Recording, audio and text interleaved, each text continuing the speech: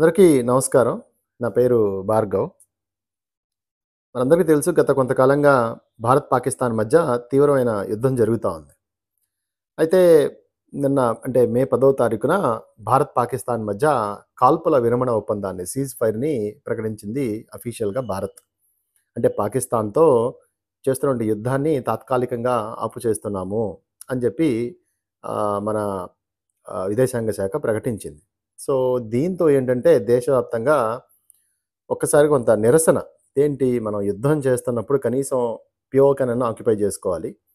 1999లో ఈ కార్గిల్ వార్‌లో గూడా ఇదే జరిగింది. అంటే 99లో ఆల్‌మోస్టు ఈ పీఓకేని ఆక్యుపై చేస్తాము అనేసరికి ఆ రోజున భారత సైన్యాలు ఆ పీఓకే లైన్ దగ్గర నుంచి మళ్ళీ వెనక్కొచ్చినాయి. సో, ఇప్పుడు కూడా ఆల్‌మోస్టు పాకిస్తాన్ ఓడిపోయే పరిస్థితిలో ఉంది. పాకిస్తాన్ ఎయిర్ బేస్ ఏవైతే ఉన్నాయో 11 ప్రధానమైన ఎయిర్ బేస్‌ని మనం టార్గెట్ జేసాం. చాలామంది ఉగ్రవాదుల్ని చంపగలిగాం. అది అఫీషియల్‌గా పాకిస్తాన్ రాటిఫై చేసింది. అంతర్జాతీయ సమాజం గూడా రాటిఫై చేసింది. ఇంత ఆహ్, యుద్ధ ఉత్సాహంతో మనం ముందుకెళ్తున్నప్పుడు అనేక మంది భారతీయులు కూడా చనిపోవడం జరిగింది. అంటే పాకిస్తాన్ విచక్షణారహితంగా కాల్చడం వలన చాలామంది కూడా చనిపోవడం జరిగింది. మరి ఇలాంటి పరిస్థితుల్లో ఎందుకు భారతదేశం ఈ రకమైన డెసిషన్ తీసుకుంది అని చెప్పి పెద్ద ఎత్తున విమర్శలొస్తా ఉన్నాయి. సరే మరికొంతమందేంటంటే నరేంద్ర మోడీ ఫెయిల్ అయిపోయాడు ఈ విషయంలో. సో, ఎందుకు ఫెయిల్ అయ్యాడు అంటే ప్రధానంగా నెటిజన్లు లేవనెత్తినటువంటి క్వెషన్స్ ఏంటి అంటే, ఈ పెహల్గామ్ ఘటనలో పాల్గొన్న ఉగ్రవాదులు నలుగురు ఎవరైతే ఉన్నారో వాళ్ళని చంపారా?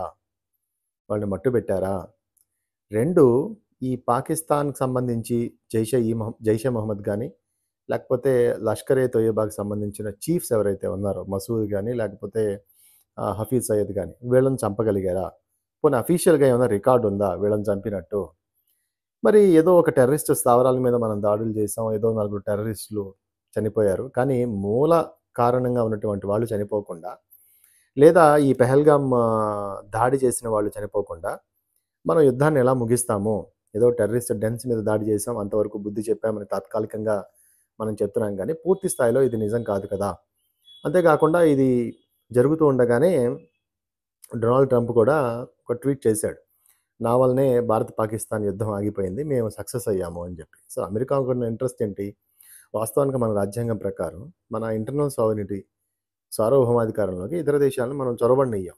మరి ఇప్పుడు అమెరికా మీడియేషన్‌తోనే ఈ వార్ ఆగిపోయిందని ట్రంప్ క్లెయిమ్ చేసుకుంటున్నాడు. అంటే నేను ఒక పీస్ మేకర్‌ని, ప్రపంచానికి శాంతి ప్రబోధిస్తున్నానని ఆయన తన ఖాతాలో యేసుకొని, భారత్, కాశ్మీర్ యుద్ధాన్ని ఎప్పటినుంచో కొనసాగుతున్న యుద్ధంగా అదేదో చాలా తేలిగ్గా తీసేసేటట్టు మాట్లాడి, ఆ యుద్ధాన్ని కూడా నేనే ఆపేశాను అని చెప్పి చెప్తూ ఉన్నాడు. సరే ఈ ట్రంప్ వాదన ఎట్లా ఉన్నా, వాస్తవానికి ట్రంప్ ఎందుకు ఈ మీడియేషన్ చేశాడు అంటే, మనం యుద్ధం చేస్తున్నప్పుడు మనకి బ్రహ్మోస్ క్షిపణులు గాని, ఎస్-400 గాని ఇవన్నీ కూడా వినియోగించడం జరిగింది. హై స్టాండర్డ్‌తో ఉన్నాయి. ఆకాష్ కానీ, సుఖోయ్ యుద్ధ విమానాలు, మిరోజ్ యుద్ధ విమానాలు ఇలాంటియన్నీ యూజ్ చేశాం. అయితే అమెరికా తయారు చేసినటువంటి ఎఫ్-16 ఏదైతే ఉందో, అదసలు పేక మేడల్లాగా కూలిపోతుంది. అంటే భారతదేశ సాంకేతికతో తయారు చేసినటువంటి అస్త్రాల ముందు గాని, లేకపోతే రష్యా నుంచి తెచ్చుకున్న ఎస్-400 ఇలాంటి వాటి ముందు అమెరికా ఎఫ్-16 నిలబడట్లేదు. సో, ఇప్పుడు మరి ఆయనన్న ట్రంప్ ఏం చేస్తాడు? వాస్తవానికి వాళ్ళంతా కూడా ఈ మ్యానుఫ్యాక్చర్‌లో ఉంటారు. ఆర్మ్ డీలింగ్ చేస్తూ ఉంటారు. ఆయుధాలని అమ్ముతూ ఉంటారు. సో, మరి ఎఫ్-16 అసలు నిలబడలేకపోవటంతో రేపొద్దున అయి కొనేవాడు ఉండడు. సో, అది భయం పట్టుకుంది ప్రధానంగా ఈ అమెరికా వాళ్ళకి. ఇదేంటి ఇంత దారుణంగా ఎఫ్-16 ఫెయిల్ అయిపోయింది అని. ఇకపోతే మనకి జే-10, జే-17 ఇవన్నీ కూడా మనకి చైనా నుంచొస్తాయి. అవి కూడా భారత్ ధాటికి తట్టుకోలేకపోయినాయి. సో, దీంతో ఏంటంటే ఈ అమెరికా, చైనా ఆలోచనలో పడిపోయినాయి. ఏంటి ఇంత ఎఫెక్టివ్‌గా ఎస్-400 గాని, లేకపోతే వీళ్ళ ఇండియన్ ఆర్మీ పవరు ఎందుకు పెరుగుతుంది అని. ఎందుకు పెరిగింది అంటే గత కొన్ని సంవత్సరాలుగా ఆర్మీకి బడ్జెట్ పెంచారు. అందుకే ఫ్రాన్స్ నుంచి రఫేల్స్ మనం ఆహ్, కొనటం జరిగింది. రష్యా నుంచి ఎస్-400లు ఇలాంటియన్నీ తేవటం జరిగింది. బడ్జెటరీ ఎక్స్‌పెన్సెస్‌కి భారత ప్రభుత్వం ఎక్కువ పెట్టింది. ఇక సరే ఇక అంటే మనం ఎప్పుడు అణు ఆయుధ దేశంగా మారాము. లేదు మనం చూస్తే పోఖ్రాన్ 2 అబ్దుల్ కలాం గారు వీళ్ళందరిని కూడా గుర్తెచ్చుకోవాలి.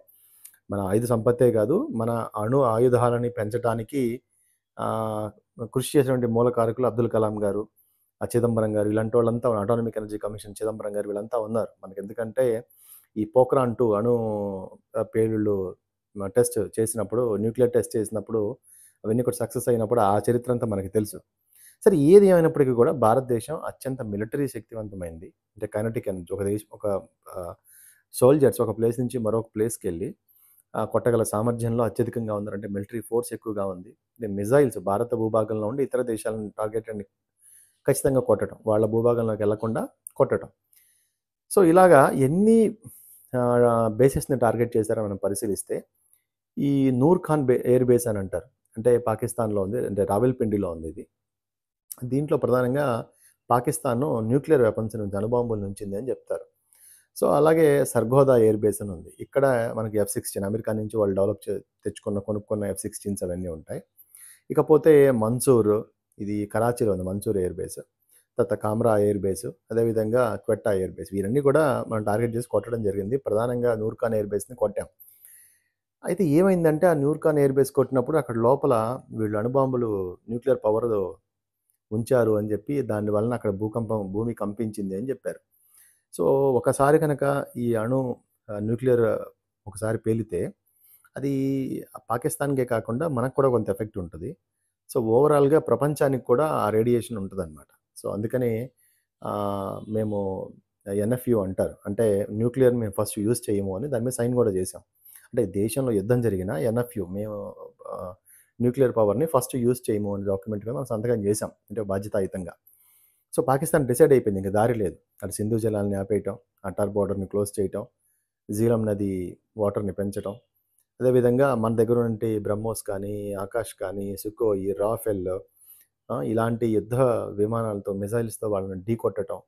ఇవన్నీ కూడా వాళ్ళకి అతలాకుతలం అయిపోయింది. సో, దీంతో ఏమైందంటే పరిస్థితి వాళ్ళకి అర్థమైపోయింది మనం ఓడిపోతామని. సో, దీంతో ఏంటంటే అణు ఆయుధాలను తీయటం. ఆల్రెడీ మనట మిసైల్స్ కొన్ని రియాక్టర్‌లను టచ్ చేసినాయని అక్కడ ఆల్రెడీ నూర్ఖాన్ ఎయిర్ బేస్‌లో మనకి ఇంటెలిజెన్స్ రిపోర్ట్ కూడా వచ్చింది. అదే గనుక జరిగితే ప్రపంచానికి చాలా ప్రమాదం. ఇవన్నీ ఆలోచించి తాత్కాలికంగా సీజ్ ఫైర్‌ని చేసి ఉండొచ్చు. కానీ దాన్ని అమెరికా తన ఖాతాలో ఏసుకోవడంతో వాస్తవానికి ఒక పద్ధతిగా ముగించాల్సిన యుద్ధాన్ని హడావుడిగా ముగించారు. అది ఈ క్రెడిట్ అంతా అమెరికా కొట్టేసి, వాస్తవానికి నరేంద్ర మోడీ స్టేచర్‌ని కొంచెం దించింది. బీజేపీ స్టేచర్‌ని దించింది. బీజేపీ ఎప్పుడు కూడా అగ్రెసివ్‌గా ఉంటుంది. ఎందుకంటే భారత జాతీయవాదానికి కట్టుబడి ఉంది. ఇండియన్ నేషనలిజం భారత జాతీయవాదానికి ఎట్లా అయినా సరే ఏ రకమైన ఇబ్బంది జరిగినా ఊరుకోదు. వాళ్ళు చాలా అగ్రెసివ్‌గా ముందుంటారు. సో, అది కొంత ఇబ్బందిలో పడింది అనే ఒక వ్యూ లైన్‌నో, పర్సెప్షన్‌నో, దృక్పథాన్ని ప్రజల్లోకి తీసుకెళ్ళగలిగాడు ట్రంప్. సో, కానీ వాస్తవానికి వాడిదేంటంటే F-16లు అమ్ముకోవడంలో ఇది ఫెయిల్ అయిపోయింది. కాబట్టి F-16ని అమ్ముకోవడంలో విఫలం చెందుతారని వాడి బాధ. ఏది ఏమైనప్పటికీ కూడా ఇలా అర్ధాంతరంగా కాకుండా ఒక కంక్లూషన్ కూడా విక్టరీ సైన్‌తో ముగించి ఉంటే బీజేపీకి, నరేంద్ర మోడీకి, భారతదేశానికి కూడా బావుండేది.